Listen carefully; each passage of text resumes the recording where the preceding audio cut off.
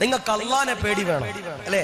പല ആളുകളും ചോദിക്കും, ഉസ്താദേ റബ്ബിനെ പേടി വരണില്ല, റബ്ബിനെ പേടി വരുന്നില്ല, പടച്ചോനെ പേടി വരുന്നില്ലെന്ന് ചില ആളുകൾ പറയും.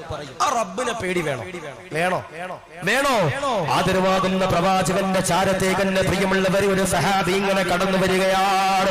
കടന്നു വന്നുകൊണ്ട് പറയുകയാണ്, യാ റസൂലല്ലാഹ്, ജീവിതത്തിൽ ഒരുപാട് നന്മകൾ ചെയ്യുന്നുണ്ട് നബിയേ, ഒരുപാട് അമലുകൾ ചെയ്യുന്നുണ്ട് നബിയേ.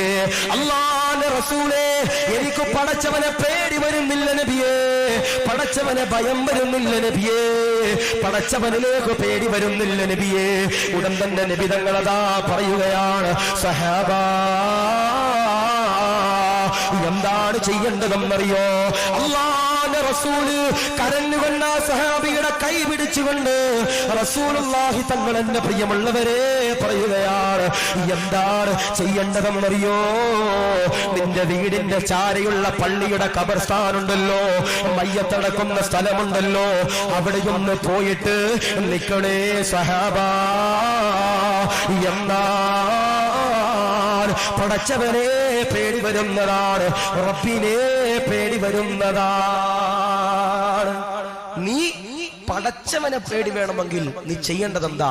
നീ പള്ളിയുടെ ഖബർസ്ഥാനിൽ ഒറ്റയ്ക്ക് പോയി നിൽക്കണമെന്ന് ഹബീബ് മുഹമ്മദ് മുസ്തഫ. ഞാൻ ചോദിക്കാം, പാതിരാത്രിയില് ആരുമില്ലാത്ത സമയത്ത് ആ ഖബർസ്ഥാനിൽ പോയിട്ട് നിൽക്കാൻ നമ്മളെ കൊണ്ട് പറ്റോ? പറ്റൂല. പേടിയാ. ഉമ്മാടെ ഖബറിന്റെ ചാരി നമ്മളിങ്ങനെ നിൽക്കണ സമയത്തും നമുക്ക് പേടിയാ, പുറകിൽ ആരെങ്ങനെ വരുന്നുണ്ട്.